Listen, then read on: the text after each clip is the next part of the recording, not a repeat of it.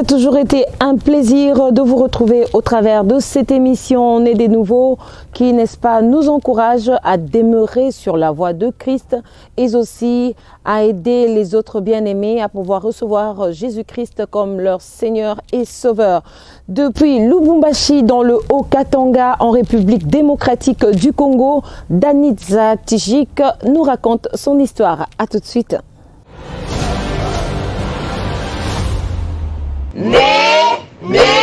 Nouveau. Bonjour frère Danitza, comment allez-vous? Bonjour, je vais très bien, je ne sais pas vous. Ah ok, Dieu fait grâce. Nous sommes très contents de vous recevoir dans notre émission.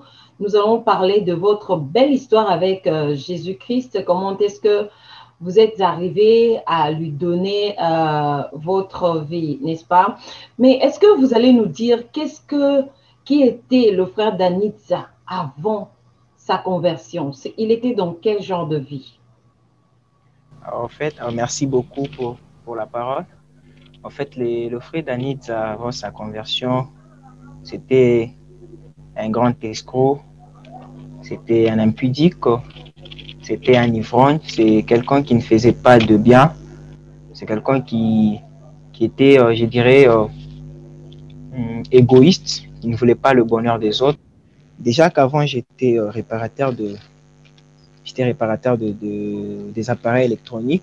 Okay. Donc, à chaque fois que quelqu'un m'amenait quelque chose qui pouvait me plaire, j'ai cherché un moyen que je pouvais rester avec la chose et lui dire que ça ne pourra pas aller, ça ne pourra pas s'arranger, jusqu'à tel point la personne va se fatiguer et me laisser la chose. C'était dans ces gens-là. Ah, ok. Mais lorsque vous parlez aussi de l'impudicité, ça, une précision, votre préférence, c'était des mineurs, ça? Oui, c'était de petites filles. C'était de petites filles. Avant, j'ai commencé avec de petites filles parce que je me disais, faire la cour à des grandes filles, ça demandait trop. Déjà que les filles, beaucoup étaient matérialistes et je ne voulais pas au moins dépenser l'argent. C'est comme ça que j'étais derrière de petites filles. Et après un temps, je me suis lancé à faire la cour à des filles qui avaient pratiquement mon âge. Et ah, ok. Mais à l'âge de 15 ans, alors, toute une année, je peux dire, l'épilepsie va vous frapper, qui va maintenant vous emmener à la conversion. Comment cela s'est passé? En fait, la première fois que cela m'a frappé, c'était pendant la journée. J'étais en classe avec mes amis et c'était à l'heure de l'interrogation. On voulait présenter une interrogation de mathématiques. J'ai dit à celui qui était à mes côtés que là, je ne me sens pas bien. Je sens que j'ai la grippe et il m'a dit de demander pour que je puisse rentrer à la maison. Mais je lui ai dit non, je dois d'abord passer l'interrogation et je verrai si ça ne va pas, je vais rentrer. Juste quand j'ai pris mon stylo pour que je puisse écrire, déjà j'ai senti comme on m'avait frappé de l'intérieur et j'étais paralysé et je suis tombé par terre. Et j'étais inconscient pendant toute une heure. Je ne savais pas ce qui se passait. Et quand je me suis réveillé, j'ai senti des douleurs dans mon corps. Je me suis mis à pleurer. Tous mes amis ont commencé à se moquer de moi. Ils ne savaient pas ce qui se passait, mais en moi, j'ai senti comme qu'il dirait quelqu'un me frappait, quelqu'un me torturait. Et j'ai pleuré comme un bébé ces jours-là. Et depuis ces jours-là, c'était une habitude pour moi. Et trop souvent, je tombais la nuit. Mais à l'école, j'ai eu à tomber 2 fois. Donc, cette première fois et la deuxième fois. Mais après ça, c'était toujours la nuit quand j'étais seul à la maison. Quand il n'y avait personne qui pouvait m'aider, là, je pouvais tomber peut-être de 20h jusqu'à 22h, de 20h jusqu'à 23h, puisque j'ai resté avec un cousin qui pouvait rentrer même à minuit. Et quand j'étais seul, c'était ça. Donc, je ne faisais que tomber. Des fois, je dormais la porte ouverte sans pour autant fermer. Et c'était comme ça. Vous n'avez pas pensé à l'hôpital? Personne ne vous emmenait à l'hôpital pendant ces 1 heure du temps? Voilà. Pendant ces 1 heure du temps, donc pour la première fois, mon ami m'avait transporté, donc m'avait pris de l'école jusqu'à la maison. Là, on avait prié pour moi et je m'étais remis. pour la deuxième fois, on avait encore prié pour moi. Mais les autres fois, je ne pensais pas aller à l'hôpital, ni même il n'y avait personne qui pouvait prier pour moi. Donc ça m'arrivait seul à la maison. Mais c'était un jour, j'étais chez moi avec mes parents et je leur ai dit que la chose qui me dérangeait souvent, je suis en train de la sentir encore dans mon corps. Mais ils ont nié. Tout de suite là, j'ai eu comme envie d'aller moi-même à l'hôpital parce que personne ne voulait m'amener à l'hôpital pour que je sois soigné. Et c'est comme ça que je m'étais rendu à l'hôpital. Quand je suis arrivé à l'hôpital, on m'a consulté et le docteur m'a dit que je devrais être interné. Et je suis resté à l'hôpital. J'ai juste signalé à la maison que là, je suis hospitalisé. Et c'était une voix que vous écoutiez qui était en train de vous dire plutôt que vous allez mourir. Et sous cette peur, vous avez eu à demander à votre famille de vous aider dans la prière. Oui, donc quand j'ai été hospitalisé, j'ai passé au moins 3 jours dans l'hôpital sans qu'il y ait des changements. Déjà que les docteurs qui étaient en train de me soigner ne savaient pas exactement ce qui allait dans mon corps, donc ce qui n'allait pas. Mais parce qu'ils voulaient l'argent, c'est comme ça qu'ils me retenaient à l'hôpital. Puisque le jour que je suis allé là, ils m'avaient pris le sang pour pouvoir l'examiner, mais jusque-là, il n'y avait pas de résultat. Mais quand même, je suis resté dans son hôpital pour poursuivre le soin. Mais le troisième jour, j'étais avec un cousin, c'est lui qui me tenait compagnie. Voilà, plutôt le troisième jour, un matin, je me suis réveillé pour que j'aille prendre le bain. Et là, j'ai écouté une voix qui m'a dit qu'aujourd'hui, tu vas mourir. Je n'ai pas tiré attention à cette voix-là parce que je pensais que c'était dans mon imagination, je pensais que peut-être c'était mes pensées. Et j'ai vite oublié cette voix. Et le cousin qui me tenait compagnie était avec moi, c'était aux environs de 15 heures que j'ai senti le même chose qui me faisait quand je pouvais pleurer. J'ai senti dans mon corps et j'ai dit à mon cousin que ça ne va pas. J'ai de la vertige. Bon, j'avais beaucoup de choses. Il m'a amené à l'intérieur puisque j'étais à l'extérieur. Il m'a amené à l'intérieur et je suis monté au lit. Je suis resté là, c'était de 15 heures jusqu'à 18 heures que j'ai senti que ça n'allait pas. Et le souffle commençait à se couper. Je n'arrivais pas à respirer normalement. Vite, j'ai eu l'idée d'appeler à la maison pour qu'on puisse prier pour moi. J'ai demandé le téléphone à mon cousin et il m'a donné le téléphone. J'ai écrit à la maison à ma grande sœur, lui demanda de me mettre à prière parce que je n'allais pas bien. À l'instant même, ma famille a débarqué dans l'hôpital et ils ont commencé à prier pour moi.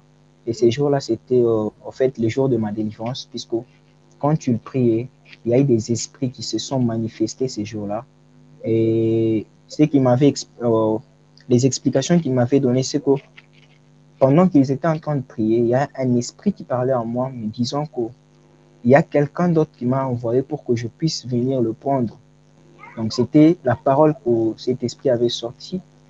Et après ça, le lendemain, la famille avait décidé de me faire quitter de l'hôpital, mais le médecin s'était opposé à cette décision et la famille a dit, c'est notre enfant. On ne peut pas le laisser ici et puis il n'y a pas de changement. Et on m'a amené à la prière. Là, on a eu à prier pour moi et puis tout a changé. Ah, ok. Et juste après ça, vous vous êtes alors décidé de donner votre vie à Jésus-Christ. C'était comme ça? Oui, juste après ça, c'était ça ma décision. Puisque j'ai vite constaté qu'en dehors de Christ, il n'y avait pas le bonheur, il n'y avait pas la paix, il n'y avait pas la guérison, la tranquillité. Et c'est en Christ qu'il y avait toutes ces choses-là. C'est qu'après qu'on ait prié pour moi que j'ai pris cette décision de suivre Jésus-Christ. Gloire à Jésus. Mais il se fait un temps comme ça, vous êtes lassé de la vie chrétienne pour tomber dans la masturbation. Dans la masturbation, oui. Comment cela est arrivé? Qu'est-ce qui a causé ce désir de se plonger dans cette vie? Voilà, c'est ce qui était comme à la base.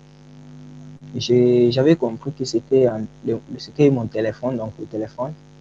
puisque j'étais trop accro au téléphone. J'ai passé beaucoup de temps avec les téléphones et surtout l'Internet. Et c'est comme ça que de mauvaises pensées me passaient par la tête, surtout quand j'étais connecté et même quand je me mettais devant la télévision.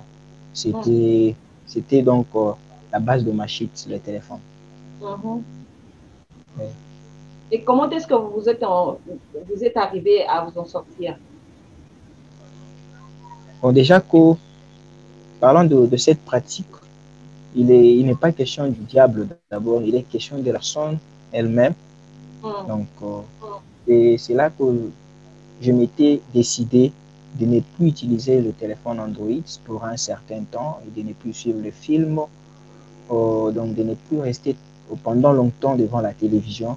Mais j'étais allé voir un homme de Dieu à qui j'avais parlé et lui avait prié pour moi.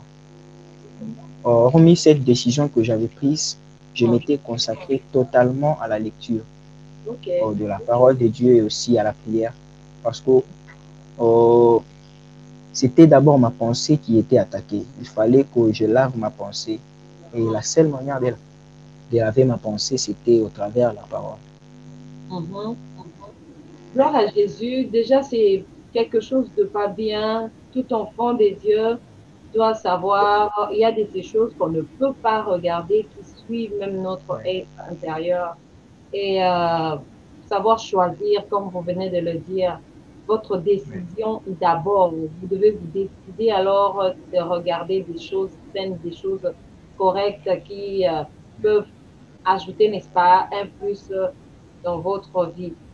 Aujourd'hui, frère Danita, nous avons des jeunes frères et jeunes sœurs qui vivent actuellement votre passé. Ils sont dans l'impudicité, ils sont dans l'ivrognerie, ils sont dans l'escroquerie, mais ils aimeraient aussi donner leur vie à Jésus-Christ. Avez-vous un message à leur donner? Oui, j'ai un message à leur donner à toutes ces personnes qui se retrouvent dans mon ancienne vie. Je leur dirais de chercher tout d'abord une personne à qui ils doivent se confier. Parce que la force du diable, c'est le secret. Quand le diable te pousse à garder ta vie comme un secret, donc il cherche à te détruire. Aussi longtemps que tu fais de ta vie en partage des autres, je pense que le diable n'aura pas l'accès de te détruire. C'est comme ça qu'il y a beaucoup de gens qui n'arrivent pas à parler de leur vie aux autres. Et par là, ils ne sauront pas comment se débarrasser de toutes ces choses qu'ils sont en train de faire, de toutes ces mauvaises choses-là. Mais pour mieux se débarrasser de ces choses, il vaut mieux chercher une personne à qui il faut s'adresser et que la personne prie pour vous. Et là, prenez cette décision-là de pouvoir changer totalement votre vie. Je pense que le Seigneur pourra vous aider. Et aussi, ayez l'habitude de lire la Bible. Donc, prenez le temps de lire la Bible et passez votre temps dans la prière. Parce que Dieu n'abandonne personne. Amen. Dieu n'abandonne personne, mais la personne à qui ils doivent alors se confier ne doit pas être n'importe qui. Ça, il faudra compter. Oui. La parole de Dieu, à mes serviteurs, vous réussirez. Mais ce ne sera pas à n'importe quelle personne que le Seigneur alors les oriente, n'est-ce pas? Des personnes avec qui ils peuvent partager, des hommes de Dieu, des personnes craignant le Seigneur, qui ne vont pas alors les juger après. Et à ce moment-là, ils pourront s'en sortir. Mais frère Danita, dites-nous, comment est-ce que vous vous sentez maintenant après après cette décision, n'est-ce pas, de vous décider de marcher avec Christ? Je signale que vous êtes intercesseur maintenant. Je me sens tellement libre, comme le dit la parole de Dieu. Jésus a dit que c'est la parole qui affranchit. Donc vous connaîtrez ma parole et cette parole vous affranchira. Eh bien, quelqu'un qui a la parole de Dieu, quelqu'un qui vit en Christ, c'est quelqu'un qui est libre, qui n'est plus enchaîné, puisque vivre dans le péché, c'est être esclave de quelque chose. Mais vivre en Christ, c'est être esclave de Jésus. Or, Jésus a dit que mon joug est léger. Donc, par rapport au joug que peut nous donner le diable, mais le joug de Christ est léger. Et si le joug de Christ est léger, en d'autres termes, on est des hommes libres. Et donc, après que j'ai donné ma vie à Christ, là, je me sens très, très libre. Et je suis dans la joie, dans le bonheur, dans la paix. Donc, mon cœur n'est pas troublé. Et je suis rassuré que si Christ pouvait venir maintenant, j'irai avec lui. Amen. Donc, la vie passée est restée de l'autre côté avec toute cette saleté qu'elle avait. Nous sommes très bénis au travers de votre témoignage, de votre histoire avec le Seigneur Jésus-Christ. Nous nous croyons fermement, un jeune frère, une jeune abandonné avec l'impudicité, le vol, tout ce qui va avec, qui ne glorifie pas le Seigneur. C'est un plaisir de vous avoir, frère Danita. Merci beaucoup, que Dieu vous bénisse. Merci, que Dieu vous bénisse aussi. Amen. Au revoir. Au revoir.